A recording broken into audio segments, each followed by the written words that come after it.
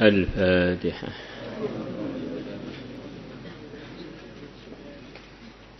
بسم الله الرحمن الرحيم. وعن محمد ابن خالد عن أبيه عن جده. وكانت dan adanya jad lahu baginya suhbatun, pernah bersuhbah dengan Rasulullah sallallahu alaihi wasallam.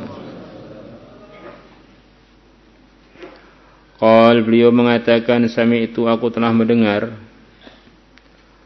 Rasulullah sallallahu alaihi wasallam yaqulu, beliau bersabda, innal abda, sesungguhnya seorang hamba, idza sabaqat lahu minallahi manzilatun,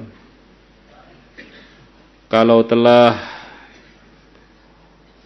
terdahulu baginya dari Allah manzilatun, satu derajat khusus.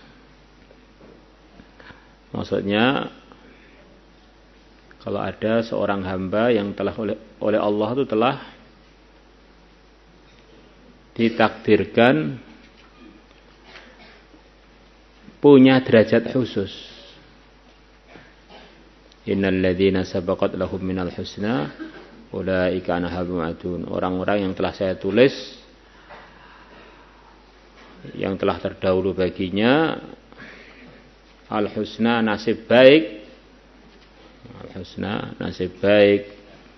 Ulaika anha mu'adun, mereka itu akan dijauhkan dari neraka. Ini orang-orang yang nasibnya baik itu mesti akan dijauhkan dari neraka. Kalau orang dekat-dekat dengan neraka itu memang nasibnya enggak baik.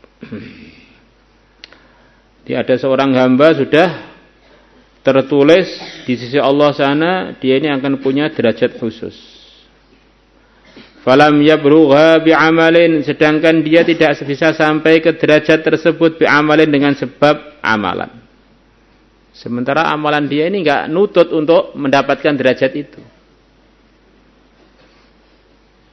Di amalan harian dia itu tidak cukup untuk membeli derajat itu. Wiridnya, ngajinya, dakwahnya, anggap saja nilainya derajat itu perlu dibeli dengan amalan yang nilainya 1 miliar kebaikan. Nah, sementara amalan harian dia itu paling hanya sampai 0,5 miliar kebaikan, upama diangkakan, maka masih kurang untuk mendapatkan hal tersebut, kurang 0,5 miliar lagi. Ini umpamanya begitu itu. Ibtalahu Allahu fi jasadihi, maka Allah akan berikan musibah kepada orang tersebut di dalam jasadnya, biar dapat menambal kekurangan harga tadi. Au malihi, atau dalam hartanya. Au fi waladihi, atau di dalam anaknya. Jasadnya sakit, atau hartanya kurang, atau bangkrut, atau anaknya sakit, atau anaknya meninggal, dan terusnya. Tsumma sabbarahu ala dzalik, kemudian Allah menyabarkan dia ala dzalika, atas ujian yang menimpanya. Diuji sekaligus Allah memberikan pertolongan pada dia, pasti sabar. Hatta yablughul manzilah, hatta yuballighul manzilah, sehingga Allah menyampaikan hamba tersebut al-manzilata, kepada derajat tadi. Allati, yang mana manzilah sabaqat lahu minallah azza wa jalla, yang telah terdahulu untuknya, yang telah tertulis untuknya dari Allah azza wa jalla. Ini di antara yang bisa difahami di sini ini, kalau ada ujian-ujian dari Allah itu kita husnudon, kita baik sangka, ini Allah ini maha penyayang pada saya, pada hambanya, maha bijaksana. Pasti kalau saya menghadapinya sesuai dengan ridho Allah, nanti akan dapat anugerah yang tidak pernah bisa saya dapatkan kecuali dengan diuji dengan musibah.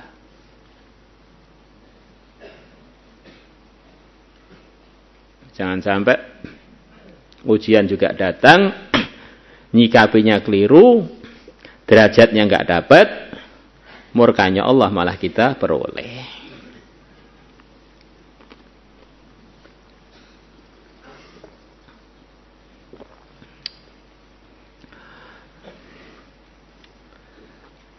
Maka ada 2 orang datang ke seorang nabinya Bani Israel, katanya. Ada 2 orang datang ke salah satu nabi zaman Nabi Bani Israel. Cerita Israiliyat. Satunya ini selalu husnudzon kepada Allah. Sikapnya selalu merasa diuntungkan terus dengan macam-macam kejadian pada kehidupannya. Sampai perasaan dia saking baiknya akhlaknya dengan Allah. Kok dia ini mulus terus hidupnya, sampai khawatir kalau ini termasuk bagian dari ketidakbaikan.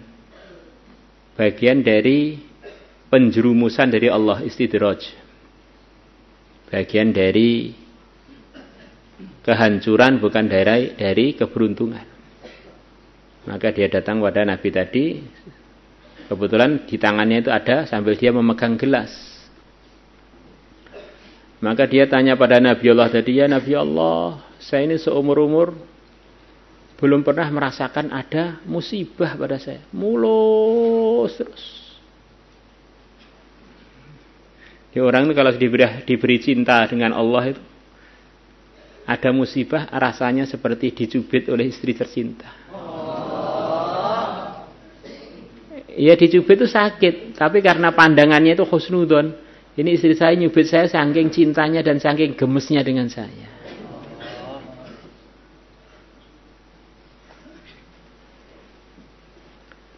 Berikanlah arahan pada saya biar saya ini pernahlah ngerasakan musibah. Maka Nabi tidak jadi bilang, kalau kamu pengen ada musibah, nggak usah bersyukur. Katanya nggak usah bersyukur. Jadi orang tadi punya sikap yang luar biasa, bersyukur terus, terima kasih terus kepada Allah, merasa dari Allah itu semuanya yang paling baik. Itulah yang terbaik. Maka orang tadi bilang, ya Nabi Allah, bagaimana saya nggak bersyukur? Allah telah berikan saya iman, berikan saya Islam, berikan saya macam-macam anugerah. Tengah-tengah dia menyatakan isi hatinya bahwa nggak mungkin saya ini nggak bersyukur, tuh nggak mungkin. Tengah-tengah dia mengungkapkan mutiara-mutiara yang ada di hatinya tadi, yang diungkapkan dengan kata-kata. Kata para ulama, mutunya seseorang itu sebetulnya tampak dari mulutnya. Kalau yang mutu comberan, maka mulutnya ya yang keluar ya comberan lah. Nah, kalau isi hatinya ini mutiara, yang keluar ya kata-kata mutiara.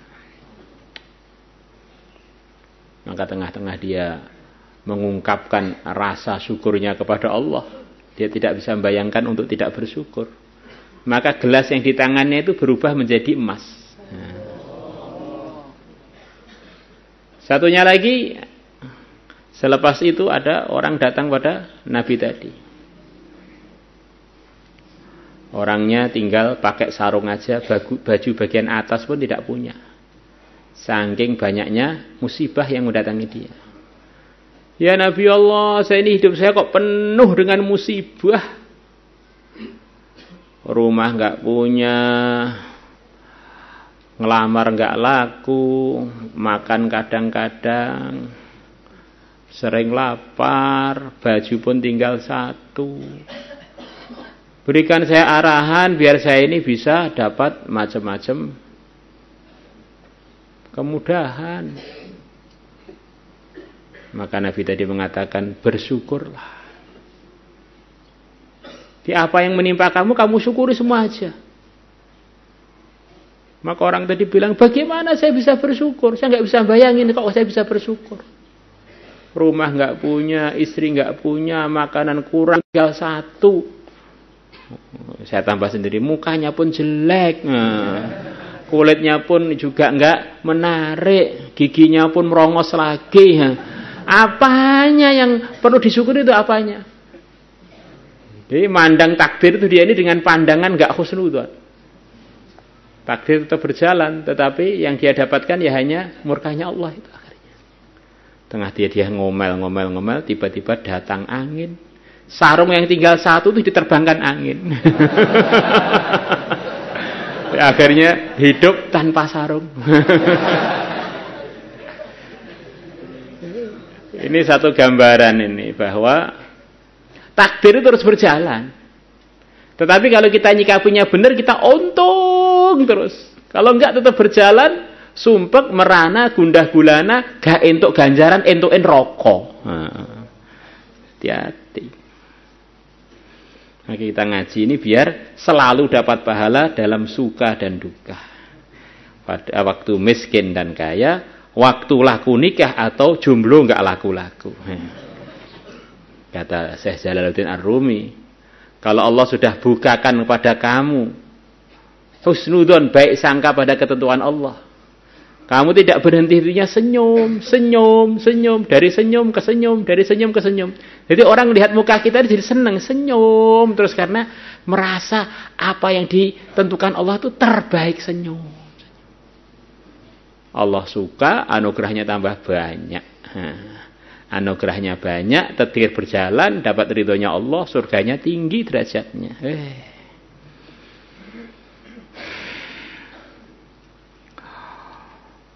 وعن أبي هريرة رضي الله عنه قال قال رسول الله صلى الله عليه وسلم ما يزال البلاء بالمؤمن والمؤمنة في نفسه وولده وماله حتى يلقى الله تعالى. Tidak henti-hentinya musibah terjadi pada orang iman laki dan orang iman yang perempuan dalam urusan dirinya dan anaknya dan hartanya, sehingga dia ketemu Allah Ta'ala. Wa ma'ali khati'atun, dan dia tidak punya kesalahan lagi. Bersih menghadap kepada Allah, sudah bersih, nggak punya dosa. Kalau orang nggak punya dosa ya gimana? Keadaannya mirip dengan para nabi, para rasul. Ya sudah, apa yang diminta ditunaikan, masuk surganya Allah. Walakum fiha ma tashtahihil anfusu wa taladzul a'yun. Rawahu Tirmidzi wa qala haditsun sahihun wal Hakim wa qala sahihun ala syarti Muslimin. Allah